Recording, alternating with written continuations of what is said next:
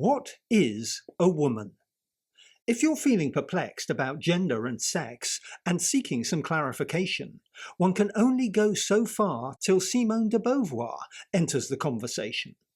What is a woman is what Beauvoir asks at the start of The Second Sex, and her answer was stark, so remarkable we're still feeling the after effects. Writing quite soon after World War II, when French women at last got the vote, Beauvoir had seen this didn't now mean both sexes were in the same boat. In a wide-ranging sweep through history, psychology, culture, biology, The Second Sex exposes how a woman's life in a world shaped by men is far from a bed of roses. While fathers and husbands rule the roost, a daughter or wife is shown to be simply a prize to be won, an object for man to own. With countless examples from myth, movies, literature, Beauvoir sought to explain this unhealthy imbalance of power, from Helen of Troy to Citizen Kane. In a world run by men, every now and then, a queen or female saint may buck the trend and claim independence, but typical? It ain't. Masculinity was the reference point, while women were kept in their place. Terms like man and mankind had forever described the whole human race. A prejudice since Genesis, when God built Adam alone, then ransacked his ribcage and conjured up Eve, a woman made from a spare bone.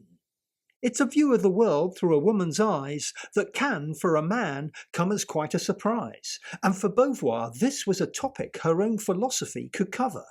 In existentialist terms, man's the subject, woman the other. Humanity is male, says Beauvoir, and has been since time began. What is a woman? A human being repeatedly seen as not on a par with a man. That 50% of humankind should be so easily undermined, Beauvoir fiercely rejects. Could this lopsided view really be due to biological sex? For a woman, the reproductive process has bodily ties that bind her. Pregnancy, childbirth, menopause, and that bloody monthly reminder. To keep our species going, women's bodies go through a lot, while when it comes to making babies, no ifs, buts or maybes. Men do not. As an existentialist, Beauvoir maintained our life is our own creation. We're free to make choices within the context of our situation. We have to accept the time and the place where we happen to turn up in history, and no one can choose the body they're born in. So Beauvoir found it a mystery that your sex could be seen by rational beings as grounds for discrimination. Physical differences, Beauvoir insisted, in no way validate treating women as second-class citizens. Why should biology dictate their fate? The second half of The Second Sex, called Woman's Life Today, described how female autonomy was routinely whittled away from childhood, when for a girl, a doll was the most common object of play.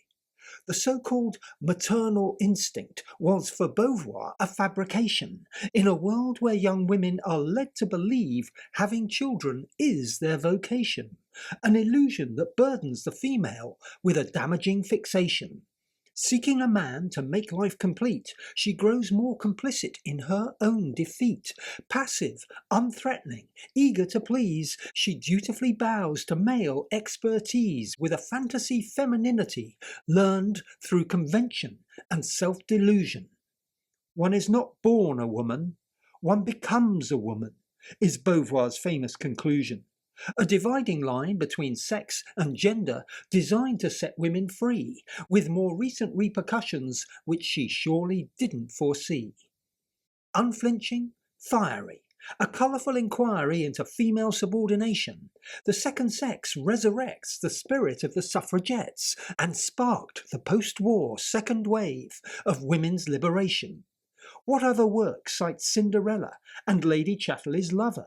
This French existentialist feminist text says, here we are now, where do we go next? A cri de coeur for women and men, together to discover equality. The sexes united, different but no longer divided. Man no longer the absolute subject. Woman no longer the other. While many now welcome a shared coexistence, in plenty of places it's met with resistance. The world today still some distance away from that dream that drove Simone de Beauvoir way back in 1949. No second sex, both equal first, equally free to shine.